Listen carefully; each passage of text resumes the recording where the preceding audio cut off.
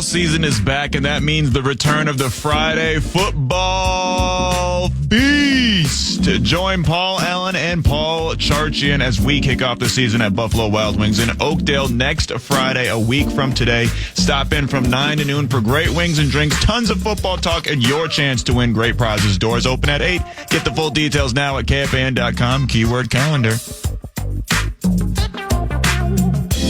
Ladies and gentlemen, the play-by-play voice on television for the Minnesota Wild. Can we get a witness and a raucous round of applause for Mr. Anthony LaPanta joining us at the State Fair? He is the heir apparent. What's up, heir apparent? Just loving life at the State Fair. What do you love about the State Fair? Well, I had to stop at the Monkey Maze on my way here just to see if I could find my way out. Okay. What's the Monkey Maze? I don't know. It's just a place I walked by on the way over here. Stopped at the Wild booth to see some Wild fans. That was great. Mm-hmm. And I usually stop at the mini kebab stand for a steak kebab on my way out. Yeah. That's terrific. Are you a Miracle of Birth building guy, or are you drinking the milk guy? Well, not drinking the milk, although we had... you strike me as a milk guy. As a milk guy. I can't even remember the last time I had a glass of milk. It was probably, I think it was maybe might have been 5th grade, because in 6th grade I went to middle school, and then you could get orange juice with your lunch instead of milk. So I switched to orange juice. I don't know if I have milk since then. But we had two things popped into my head. One is when I was working for the St. Paul Saints, we came over here and did a bunch of little recorded bits to use in our shows that night, and my son AJ came with a friend of mine from St. John's, Touchdown Tom Linneman, and they had a milk drinking contest that they filmed that day, and my son AJ was about 6 at the time, and he pounded Linneman, so that was kind of cool. I'm not a milk guy, but the Miracle of Birth thing, my youngest just graduated from college, so 22, I'm going to say the last Miracle of Birth visit was probably 15 or 16 years ago. Speaking of milk, there is a dear friend of mine from Canterbury Park. He's up in the press box with us all the time, nicknamed the Oracle, Bruce Meyer, and I really hope he's listening right now. Within the last 5 years, myself, the Oracle, and Jeff Madej, he's the Aaron Sickman of the Canterbury Park press box. We had some time down at Canterbury, so we're going to drive down to Prairie Meadows in Altoona, Iowa, which is about 3 hours away. And because a couple of Canterbury horses, and we knew the trainers and riders and stuff, they were in big stakes races that night, so we're going to drive down there. Well, midway through the trip, we stop at a convenience store, and the Oracle, super thirsty. He decides to get milk, whatever the normal, not the super small one. Quart of milk? Let's say quart, all right? And he's in the back seat, and I'm watching him as I'm driving, and it's cold, super cold, and it was a hot day. He smashes it, drinks 3/4 of it right there, waits a little bit. I think he finished the whole thing up. When we arrived at the racetrack, by the time the third race rolled around I can't remember the horse's name, but that was the one that we were most excited to see. We couldn't find Bruce. Where's Oracle? So we look around the casino and stuff a little bit. He's not there.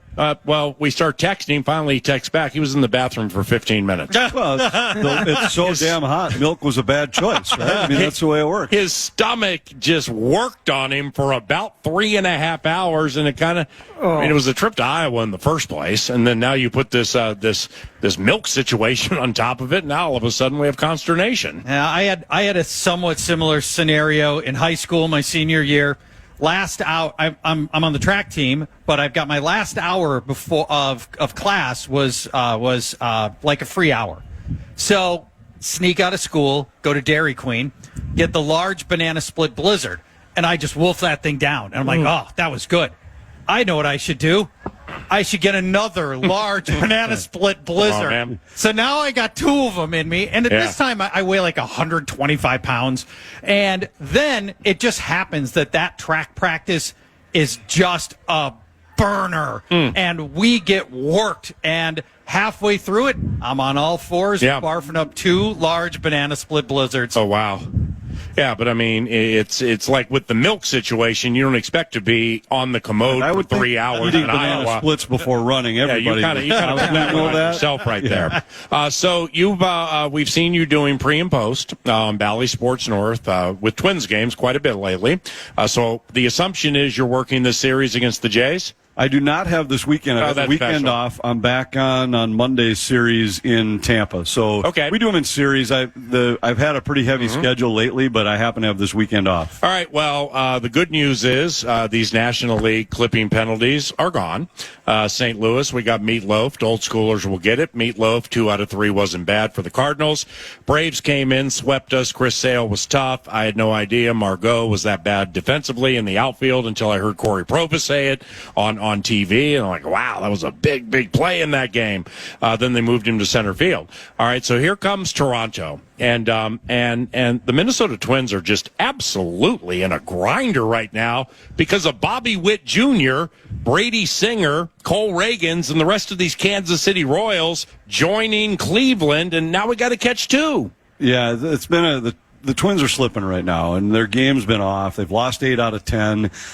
They're in a tough spot. 3 out of their 5 starting pitchers right now are rookies. And as good as they've been, it's tough in a pennant race to lean on young pitchers for that much. And David Festa was great the other day, matched Chris Sale through 6 innings, but got beat at the end. Simeon Woods Richardson's been good. Yeah. We're going to see Zebby Matthews again this weekend, and he's been good, but that's a lot to expect from rookies. And then you throw on top of it, you've got a lineup that's been without Byron Buxton and Carlos Correa for so long. And now you got Brooks Lee do we have down. updated timetables on them? Not really. Still far out, right? Well, Correa's a problem, right? Because they're like, oh, he's going to come back. No, he's not. Oh, he's going to come back. No, he's not. Yeah, and we've talked about that before. That plantar fasciitis thing is just a nuisance, and really the only cure is rest. Right. You just don't have any. There's nothing like, there isn't a therapy you can do for it. There's stretches and everything that can help. But the bottom line is you just have to stay off it. And there's good days and bad. And I don't know if they're trying to be more patient with those two guys, because right now, as much as they've been struggling, they are still sitting in a good spot. 29 games left. They're 3 games ahead of the last team out, or first team out in the playoff picture. Yeah. They may not catch Kansas City and Cleveland, but they're likely to still hold on to a playoff spot. I don't know that to be fact. I'm just wondering if they've decided to be more patient so that if, in fact, they do get in, you've got a better shot to keep these guys in the lineup. But it's unbelievable. Almost every team that comes in, Atlanta was an example, they got guys. Their go-to guys are just in the lineup every single week. day. Right, yeah. Matt Wilson played 162, I think, 3 out of the last 4 years. They lost Ronald Acuna, who was an MVP type guy for the year. No. I agree with that. What I'm saying is they're guys, like Whit Merrifield plays every single night. And Chris Sale on the mound. Speaking of baseball, good to have Charlie Blackmon in front of us. But anyway, go ahead. They had Chris Sale on the mound the other day, and we don't have Correa, we don't have Buxton, and they gave Royce Lewis a day off. Bernie Kukar, one of the great referees in the history of the NFL. Can I get a witness here? What's going on, Bernie? That? Go ahead, continue. Yep. How about that? Bernie Kukar. You never know. This part of the great thing about doing the fair, Anthony, is you never know who's going to fly, right? Bernie, a great Johnny. So that's I'm in favor of that. I actually graduated from college with his daughter. Really? So, Wow. With Katie Kukar, who was a good friend of mine in college. So we always followed. We used to give her grief all the time in college all the time whenever Bernie would miss one on the weekend. Hey, how about that call? How about that? Yeah. Nicely done. Nicely done. Bernie Kukar. How about that? So with the Jays here, it's Kevin is it Gausman or Gausman? Gausman. Gausman. You remember it was a couple of years ago we played Toronto, right? Or was it last year? Last year we played Toronto. Yeah, last year. Well, when we had Toronto in the playoff series, and like there was a story that came out after the game that he tips pitches to the Minnesota Twins. And, well, their Vox on TV or on radio, I was listening to it when he was talking about it, Dan Schulman. He does their playoff games on radio. And he and the analyst were talking about Gausman tipping pitches to the Twins, and it's like a 2-season thing, and it's happening again. It's either his slider or his two-seamer. Yeah, there's always talk. There's a lot of talk with that just after this Atlanta series.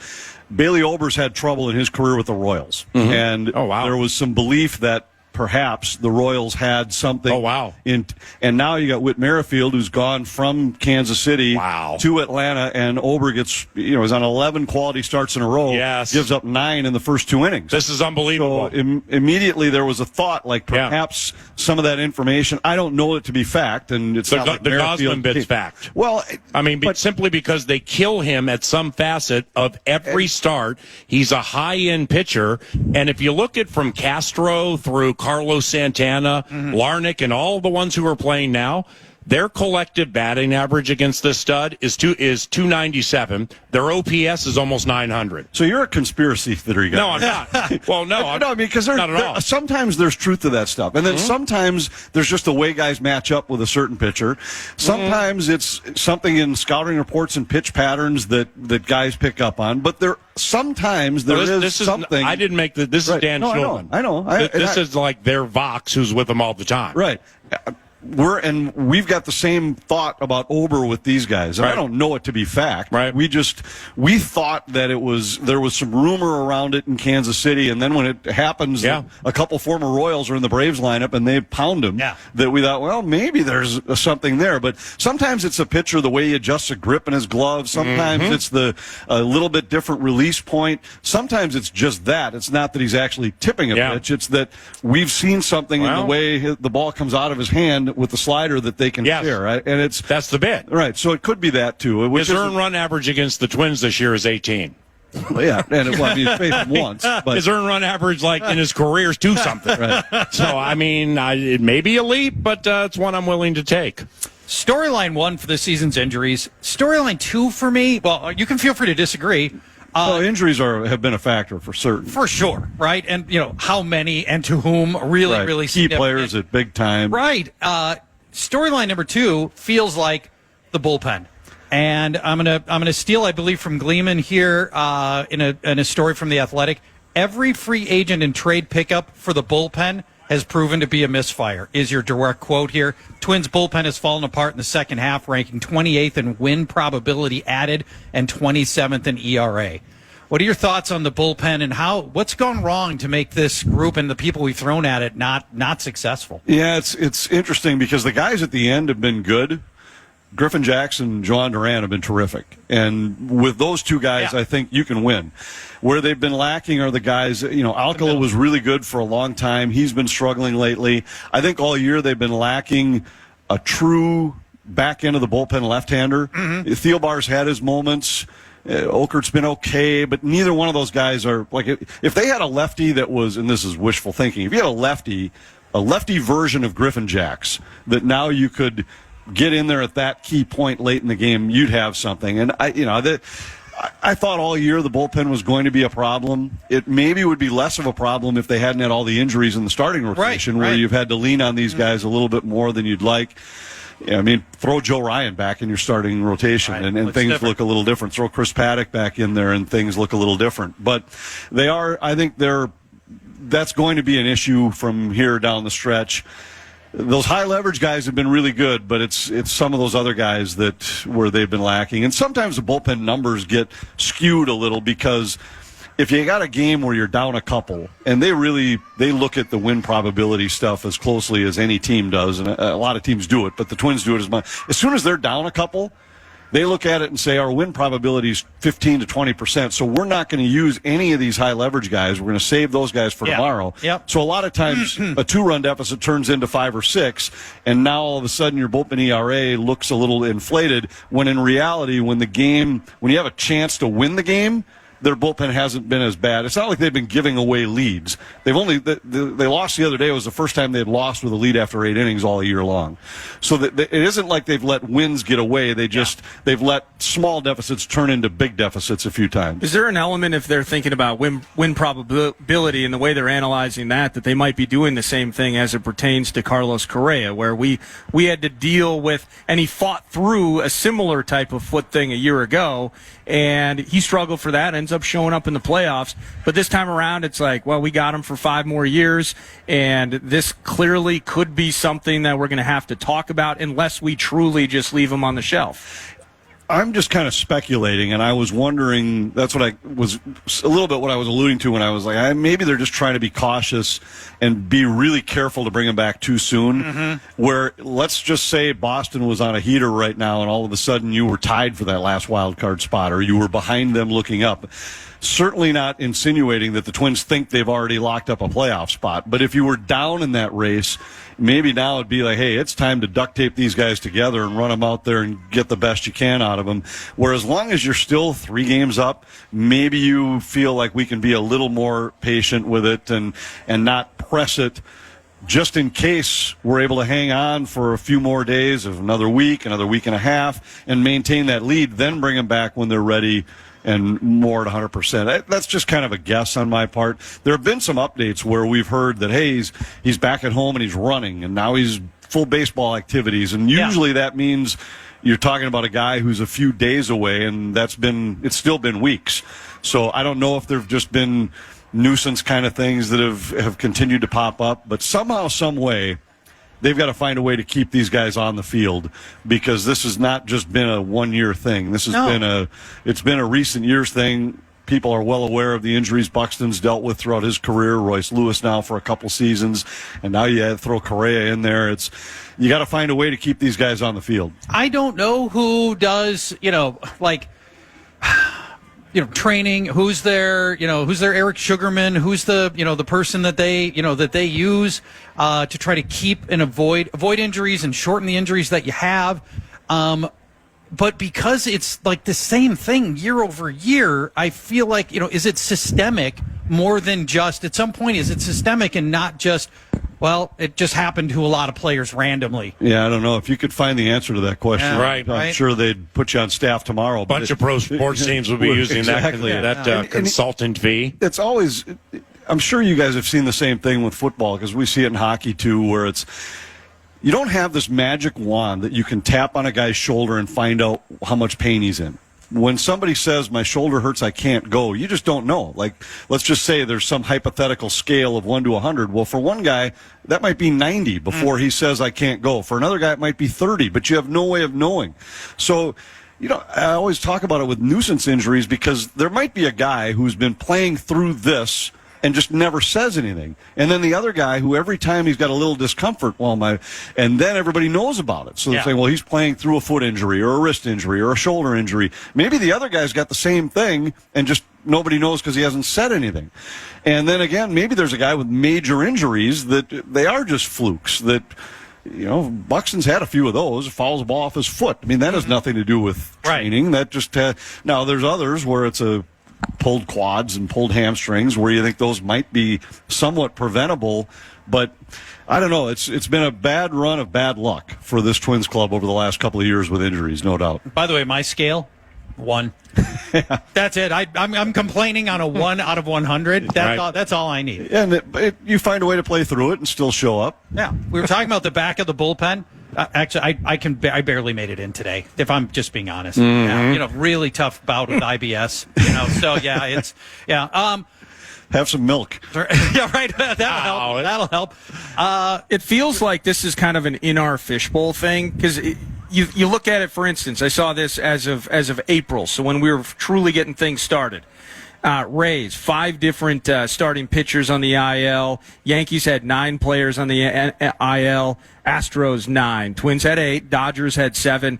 Like, we're so focused on our favorite team, and we're wondering who our version of Sugarman is, and we have this issue with Carlos Correa. Angels fans sitting out west going, man, it'd be nice if I can get 100 games out of Mike Trout ever again. Like, it is kind of in our fishbowl, and it's focused on it, and we're grinding our way through the Central. But I think most of and how about the Minnesota Wild? We're going to talk about hockey with you this hour. They have the most missed games of starters in the NHL a year ago. I think in some ways we're very focused locally when this is clearly a league-wide thing. It is. It's everywhere, and there's versions of it where everybody thinks hockey. We see it in goaltending all the time. Everybody watches their own team play 82 games. So they think their goalie's the only one that gives up soft goals because they've seen, they've seen them all. They've seen, maybe he gives up 30 of them over the course of the year. Well, they only see the other guy play 3 times. Right. So if one of the 30 that guy gave up, you go to every market, everybody talks about he's pretty good, but boy, he gives up that soft one all the time. It's like, I'm sure every football thing. Our quarterback's the only guy that throws short of the sticks on 3rd down because you've seen it a bunch of times. You don't pay attention when the other guy does it every night. And, closers with blown saves. I mean, you name it. There's the things that are painful as a sports fan to watch. Everybody thinks that their team does it more than everybody else because they watch every game, so they see every time it happens. I picture fan base. Like, what if you got all fan bases together and just a one-up session of who hated their goaltender more? Oh, it's unbelievable. I mean, it truly is almost without fail. Every city you go to, if you sat in the bar and asked the guy next to you, "What's the problem with the Bruins?" Well, we give up these soft goals all the time, and that's everywhere you go. That's what people want to talk about. Wild fans are like, we can't beat Crawford, and every Blackhawks fan is like, just high into the right. Exactly. Pat Nicoletti chiming in. The voice of Anthony LaPanta, play-by-play voice for the Minnesota Wild, also does a lot of Twins of baseball with Bally Sports North. And when we return, some sad news from the National Hockey League. We'll start there. From the State Fair at FM 100.3 KFAN. The Fan.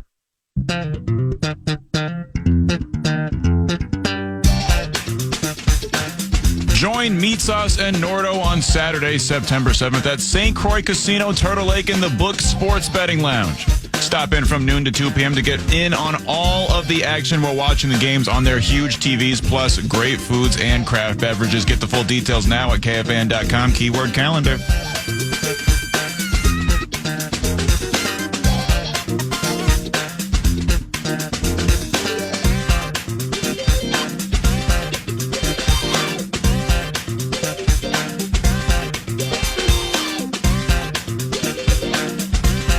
Into the second half of the Friday football feast from the great Minnesota get-together at Carousel Park. Anthony LaPanta is our guest, calls Wild games on television. We're going to get into that momentarily, but sad news from the NHL that a lot of us saw late last night or this morning. Johnny Gaudreau used to play for the Calgary Flames, now with the Columbus Blue Jackets. Johnny and his brother Matthew reportedly were bicycling or doing something in New Jersey and preparing for a wedding of their sister, which is today, and they were hit, or I assume they were hit, but both of them died, and the NHL is mourning the loss of members of the Gaudreau family. What do you think of all that?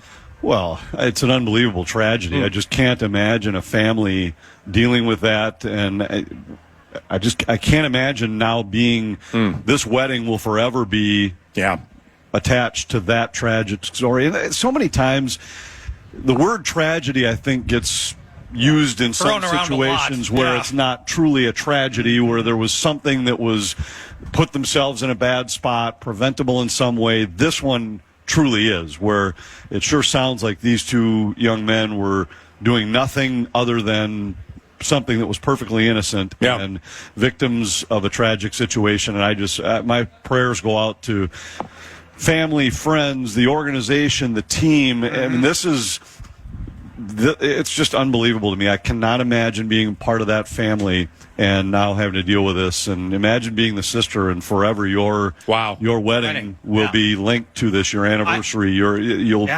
That's what you'll remember every time that you think back to this day. I think you probably can't refund any part of your wedding, but I don't know how you go through with a wedding after something like that, if that's even possible. And the wheels of justice moving quickly in New Jersey in this case. This just happened yesterday. They've already rung up the driver for DUI and 2 counts of vehicular homicide. Vehicular homicide. Yeah, so I like that they're not taking their time on this. This is a pretty straightforward case, and it just it highlights for the millionth time, as we all know, you can't drink and drive. You can't put yourself in the position to be that person, and when you drink enough, you can become that person. Right. And it's nobody is immune to that. You're not so special that you can down 4, 5, 6 drinks, get behind the wheel, and think that you're not going to be the one that runs a red light, or you're not going to be the one that clips somebody on a bike. It can happen to any one of us. Oh. dangerous. God bless the souls of Johnny and Matthew Gaudreau and everybody involved with that super sad story. Now, speaking of hockey, how close are you? So training camp 3 weeks away, like the 19th, right? 19th. Yeah. Yep, so about 3 weeks. Okay, and like with Wild training camp, that's a tria, correct? Most of it. Yeah. Most of it, yeah. Like what's training camp like for you? Is it where it's like I love Vikings training camp because it's you just have different conversations with people. The wins and losses don't count yet. The pressure cooker's not at 10. It's a very serene and time of the year where you can absorb a lot of information. Then they start playing the games and they count, and people will change because the pressure changes. But for you, like training camp, what's it like? It's the same as what you're describing. Those are the times where you get a chance to catch up with some of the guys, find out what's happening in their life, in their world, how their summers were, those kind of things. And then there are, which some of that is just personalities and personal things that aren't necessarily things you'll ever talk about on the air, but you develop that relationship, those, I don't want to call them friendships because they're not like guys you're going to hang out with socially, but they're professional relationships. Yeah, and you become, you're on the same buses, you're in the same hotels, you see them all around the rink all season, but these are the days where you develop a little bit more of that, the trust, the relationship, some of the background information, and I'm sure it's very similar for you, where there are a few things where it's in your memory bank, so now it might be a month down the road where all of a sudden something comes up and it's a conversation you had, whether it was what they did in the off season, how they trained, a skill they were working on, a friendship they developed with a teammate, something like that. Or maybe it was an opponent with whom they trained during the summer. So I love those days because the guys are a lot more approachable. Yeah. They're okay to just sit by their locker and BS for a few minutes after practice because they're not in a hurry to get home on a game day, to get their meal, to get their nap, to get back to the rink, any of those kind of things. And so that continues over the course of the season more on practice days than game days for the same reason, because game days, they're in a routine and they'll accommodate you if you need something, but where you really get your best information is the day before at practice, where you get a chance to visit with them and or when you see them in a lobby at a road hotel, right? They're just chilling there in the morning. Sit there, what's going on? You can tell immediately. Whether it's like, everything's okay, cool. Talk to you later. Good luck tonight. And I love talking to them about the dinner, where they're going to dinner in these towns and things like that. And so that part of it's exciting. And then the other part is just you get a chance to see some of the young players that. It's probably a little different than football because there's no minor leagues in football. We're here. These guys are going to go to Iowa, but I got a chance to see them with my own eyes so that now it's like every time you hear about what they're doing, you can visualize it differently because I've watched him skate. I've seen him play. I know what kind of player he might be someday where, okay, this guy just went down or this guy's in a slump and we're going to tap some guy from Iowa to come up. Well, I've got an idea what type of player he is. So it's a chance to see those guys before they go to their own minor league season for the year. And, whether it's spring training or football, whatever the sport, in training camp, you get to be as optimistic as you want. I mean, you can feel as good about this season as you want to.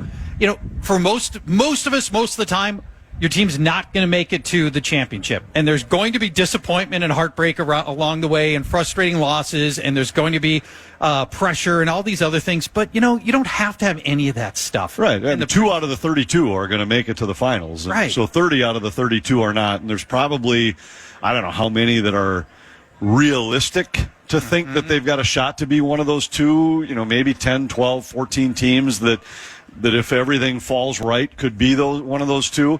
And I think Minnesota they're still probably a year away from being one of those. I think this is a team that certainly should be looking at the season with playoffs in mind. I don't think there's any reason why this can't be a playoff team. And once you're in, anything can happen. But I think, to me, when I'm talking about the 10 or 12, I'm talking about the teams that, if you were going to Vegas right now and you said, okay, who are 5 in each conference that legitimately, without anything bizarre happening, these are not just a team that could do it, but the teams to beat. I think right now, Minnesota's probably still not quite in that group. But I think this team, there's a reason for optimism. There's some young players that are coming. There's a few others that might not be that far away. And I think it'll be a deeper team this year. So there's some reason for optimism. My hockey-loving friends feel like this. We just got to get through one more year of this Suter Parisi deal. And after that, their cap hit drops to, I think, $1.5 million next year. And we just need to set the foundation to really go be able to spend the money to improve the team next year and get some wins this year. And by wins, I don't mean wins on the scoreboard. I mean, getting Brock Faber to the next level and developing players and really putting yourself in a position beyond that. I think this is an important year for a couple of the guys like the Liam Ogrens to take the next step. Faber, I think they've got a pretty good idea what they have in Brock Faber. Turns out he's pretty good. Pretty good. I think what they need to see is they've got to see some guys stay healthy. That guys like Spurgeon, Foligno, Hartman that have battled injuries the last couple of seasons. Or over the last 3 years, and a return to form for those guys. I'd say they probably had 4 guys that you could look at and say last year was a down year with what's fair to expect from these guys. But if you see a couple of young guys, Marco Rossi and Liam Ogren would be the top 2 that would come to mind. They're guys that you'd love to see take the next step in their development. There isn't going to be huge free agent signings even next year with the relieved cap hit. But what that relieved cap hit will do is allow them the opportunity to keep their own guys that otherwise would have been tight. And a reason for that, the biggest reason for it, is Brock Faber.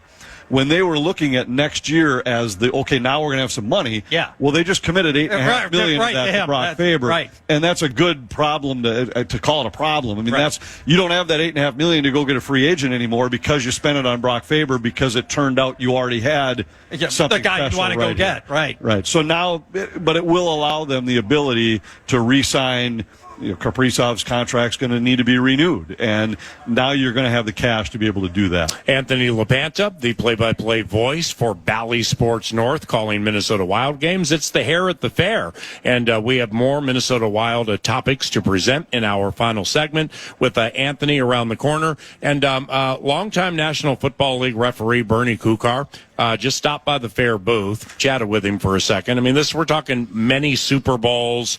When you see Bernie, football fans will know who Bernie is. He's going to join us at about 11:05 after Hair at the Fair on KFAN.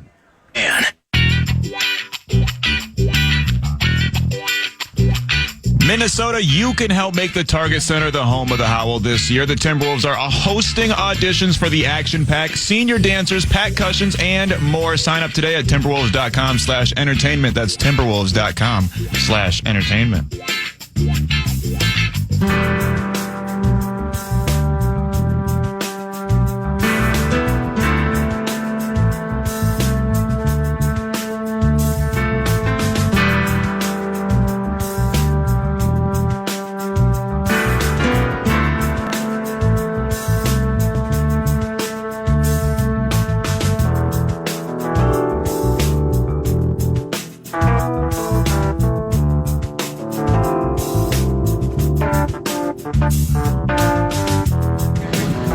A final segment with Anthony LaPanta, our heir apparent. He calls Wild games on TV. Bally Sports North is the destination. Of course, we carry the games via radio on FM 100.3 KFAN. Joe O'Donnell does those calls. And we're going to finish the final segment here over the next 7, 8, 9, 10 minutes with heir apparent, discussing the Wild and the NHL and stuff like that. And, Bill Guerin was here the other day, and it's with Gustafsson, Wallstedt, and Marc-Andre Fleury. I mean, do you think they'll keep 3 goaltenders on the active roster? It's a guess, but I think they will. I think they will for at least parts of the season. I think the schedule will dictate if there's times where it makes sense to, at least at the beginning, to have Wallstedt back in Iowa. It depends on how he plays, clearly, but let's assume that he plays the way they expect him to play, the way he played at the end of last regular season. I think there will be times where you have 3 goalies on the roster, and there will be other times where, all right, we've got a stretch where it's only 2 games in 7 nights, and maybe send one guy back to Iowa for a few days and we get a start or something like that. Yeah. But there's also It depends on what some other guys do, because if you feel the need to keep an extra guy on the roster, now in order to make room, you'd have to send down, and Volstead's the one that can go down to the minors. So I'm not saying he's going to be number 3 of 3. I got you. He's the one guy that can go down. So I think we'll see it for stretches. I don't know if we'll see it all year. I don't think it's ideal for all year, but there are some times where it certainly doesn't hurt you to have 3. The con. Yeah, so you were talking about it last segment. Some money opens up, so some of that's already been taken or allocated to a Brock Faber. And as an outsider, I hear a lot of these conversations, read a lot about it. Some people are kind of, I don't want to say fear-mongering, but looking ahead to the future and going, is Kaprizov going to re-sign? Is he guaranteed? Is there a chance of, we waited so long and we fought through this handcuffing financially, that the Russian kid's going to be like, well, you're on the clock now, Bill, and maybe greener pastures lay ahead for him? Have you thought about that at all? Well, for sure you think about it, and there's always that chance. Until the guy signs, there's always the chance. There are no jinxes and no conspiracies, right? That's true. No jinxes aren't real. But amen. I think you hope that he believes in where the franchise is headed, and everything about him right now, you would guess he does. He likes it here. But that's not to say that things couldn't change. I mean, if next year all of a sudden it looks like things get derailed, until the guy signs, you're worried about it, for sure. I don't spend much time worrying about it, and I still believe they'll get a deal done and he'll end up staying here. And I know he does like it here. I know he likes the organization. I know he likes his teammates. I know he likes the situation. But the reality is just that and he's going to get plenty of money. It isn't like the Wild are going to be asking him to take a hometown discount or anything. He's going to get as much money here as he'll get anywhere else. It's just a matter of, do you believe that the team is built to win? And that's the challenge for the Wild, is to convince him that what's around him is good enough to make a run. And speaking of what's around him, a few years ago you saw career highs from Ryan Hartman, you saw career highs from Moose and Foligno, and you saw some of these things. And is there a way, if you're looking at this as John Hines and such, that simply by nature of injuries a year ago, that now it's going to be better? And I don't know if Hartman has necessarily ever got back to those 30-some goals we saw. Foligno is part of that conversation with injuries and health, but what's around him is something that I'm focused on into the season. Yeah, I think, and I made the comment earlier that there's like 5 guys that you probably need more this year than you got last year. And Foligno had a good year. He just scored 11, and the year you're referring to 3 years ago, he scored 23. Yeah. Well, he's never scored 23, but he's had a whole bunch of years around 11, 12, 13. I think it's reasonable to expect that maybe if he plays all 82, that it's 12, 13, 14 is within the realm of possibility. Hartman had 34 a couple of years ago, 33 of them at even strength. Spent much of the year with Kaprizov and Zuccarello that year. The last 2 years, he's been off. He was banged up the year before. Last year, still scored 20 in an off season, but you need more from him. Maybe you don't get 34 again, but I think it's okay to say you should get 25 and somewhere approach 30. With him, it's more, can you prove that you can play the minutes? If you want to play with Kaprizov and Zuccarello, you got to be able to play 20 minutes a night. Yeah. But then there's some of the other guys, like Freddie Gaudreau. He went 14-19 and then last year fell off the map.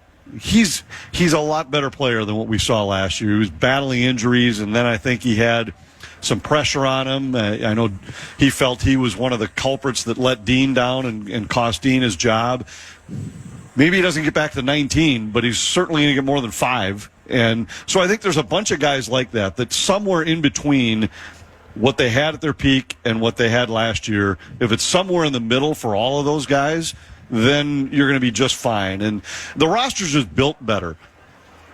And the addition of Yakov Trenin gives you a third line with some identity, but a third line that is either going to have somebody like a Hartman or a Rossi or a Johansson or a Husnudinov, along with Foligno and Trenin. And he's a PK guy too, right? He is. A penalty kill guy, a physical guy, but also has some skill. I mean, there's a guy that has scored a little bit in the NHL. He's been streaky, but he's scored. So I think you've just got a roster that's built with a little more flexibility. There's a little more depth. And assuming that they can avoid the major injury injuries like they had last year, things should be better this season than they were last. Hockey people, insiders like Nardo, call the penalty kill the PK.